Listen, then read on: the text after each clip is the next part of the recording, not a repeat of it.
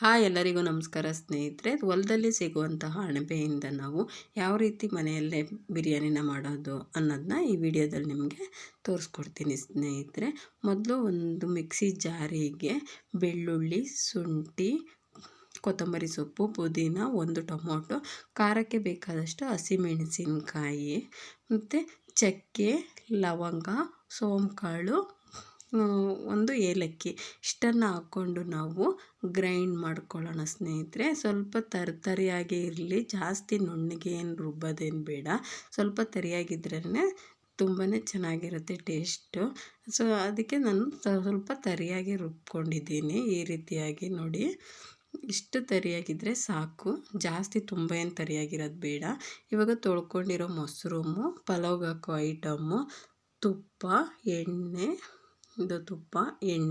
ಮತ್ತು ಇದು ಧನಿಯಾ ಪೌಡ್ರು ಮತ್ತು ಗರಂ ಮಸಾಲ, ಕೊತ್ತಂಬರಿ ಸೊಪ್ಪು, ಶುಂಠಿ ಬೆಳ್ಳುಳ್ಳಿ ಪೇಸ್ಟ್ ಆದರೂ ಹಾಕ್ಬೋದು, ಇಲ್ಲ ಜಜ್ಜಾದರೂ ಹಾಕೋಬೋದು, ಒಂದು ಈರುಳ್ಳಿ, ಒಂದು ಟೊಮೊಟೊ, ಸ್ವಲ್ಪ ನಿಂಬೆಹಣ್ಣು. ಇವಾಗ ಅಕ್ಕಿನ ನಾನು 4 ಗ್ಲಾಸ್ ಹಾಕ್ಕೊಳ್ತಾಯಿದ್ದೀನಿ. ಈ ಗ್ಲಾಸಲ್ಲಿ 4 ಗ್ಲಾಸ್ನ ನಾನು ಇವಾಗ ತೊಳೆದಿಟ್ಕೊಂಡಿದ್ದೀನಿ. ಮೊದಲೇ ತೊಳೆದಿಟ್ಕೊಬೋದು, ಅವಾಗ ಅಕ್ಕಿ ಸ್ವಲ್ಪ ನೆಂದಿರುತ್ತೆ. ನೋಡಿ, ಈ ರೀತಿ ತೊಳೆದು ನಾನು ಇಟ್ಕೊಂಡಿದ್ದೀನಿ. ಇವಾಗ ಒಂದು ಕುಕ್ಕರಿಗೆ ನಾನು ಸ್ವಲ್ಪ ಎಣ್ಣೆ, ನಮಗೆ ಎಷ್ಟು ಎಣ್ಣೆ ಬೇಕೋ ಅಷ್ಟನ್ನು ನಾವು ಹಾಕ್ಕೋಬೋದು. ಈ ಎಣ್ಣೆ ಇಲ್ಲಾಂದರೆ ತುಪ್ಪನೂ ಕೂಡ ಹಾಕ್ಕೋಬೋದು, ತುಂಬಾ ಟೇಸ್ಟ್ ಚೆನ್ನಾಗಿರುತ್ತೆ. ಮತ್ತು ನಾವು ಪಲಾವ್ಗೆ ಏನೇನು ಐಟಮ್ ಹಾಕ್ತೀವಿ ನೋಡು, ಅಷ್ಟು ಐಟಮ್ನ ನಾವು ಮೊದಲು ಹಾಕಬೇಕು. ಆಮೇಲೆ ಶುಂಠಿ ಬೆಳ್ಳುಳ್ಳಿ ನಾನು ಜಜ್ಜಿಟ್ಕೊಂಡಿದ್ನಲ್ಲ ಅದನ್ನೇ ಹಾಕ್ತಾಯಿದ್ದೀನಿ. ಶುಂಠಿ ಬೆಳ್ಳುಳ್ಳಿ ಪೇಸ್ಟ್ ಬೇಕಾದರೂ ಹಾಕ್ಕೋಬೋದು ನೀವು.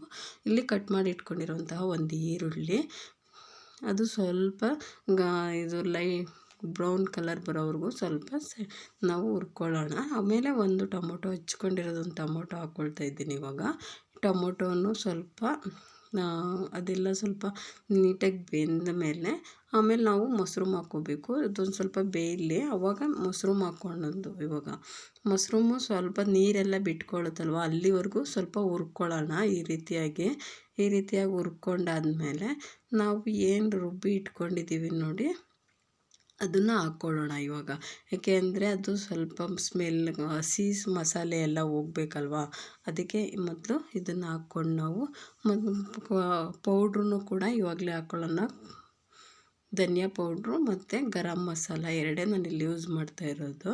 ಅದನ್ನು ಕೂಡ ಇವಾಗಲೇ ಹಾಕ್ಕೊಳ್ತಾ ಇದ್ದೀನಿ. ಅದು ಸ್ಮೆಲ್ಲೆಲ್ಲ, ಮಸಾಲೆ ಸ್ಮೆಲ್ ಏನೂ ಇರಬಾರ್ದು. ಆ ಥರ ನಾವು ಸ್ವಲ್ಪ ಒಂದು 10 ಮಿನಿಟ್ಸ್ ಕುದಿಸ್ಕೋಬೇಕು. ಇವಾಗ ಎಲ್ಲ ಫುಲ್ಲು ಮಿಕ್ಸ್ ಮಾಡಿಬಿಟ್ಟು ಈ ರೀತಿ ಕುದ್ದಾದ್ಮೇಲೆ ನಾವು ಇವಾಗ ತೊಳೆದಿರೋ ಅಕ್ಕಿನ ಹಾಕ್ಕೊಳ್ಳೋಣ. ಈ ತೊಳೆದಿರೋ ಅಕ್ಕಿ ಹಾಕ್ಕೊಂಡು ನಾನಿವಾಗ 4 ಗ್ಲಾಸ್ ಅಕ್ಕಿ ಹಾಕಿದ್ದೀನಿ. 4 ಗ್ಲಾಸ್ ಅಕ್ಕಿಗೆ ನಾವು 8 ಗ್ಲಾಸ್ ನೀರು ಹಾಕಬೇಕು. ಇಲ್ಲಿ ನಾನು 1.5 ಗ್ಲಾಸ್ ಲೆಸ್ ಮಾಡ್ತೀನಿ. ಯಾಕೆ ಅಂದರೆ ನನಗೆ ಆಲ್ರೆಡಿ ಮೊದಲೇ ಮಸಾಲೆ ಹಾಕ್ದಾಗಲೇ ನೀರು ಹಾಕಿರೋದ್ರಿಂದ 1.5 ಗ್ಲಾಸ್ ಲೆಸ್ ಮಾಡಿ ಇವಾಗ ನಾನು 6.5 ಗ್ಲಾಸ್ನ ನಾನು ನೀರು ಹಾಕ್ತಾಯಿದ್ದೀನಿ. ಇವಾಗ ಇಷ್ಟು ಹಾಕ್ಕೊಂಡು ಸ್ವಲ್ಪ ರುಚಿಗೆ ತಕ್ಕಷ್ಟು ಉಪ್ಪು ಮತ್ತು ನಿಂಬೆಹಣ್ಣಿನ ರಸ,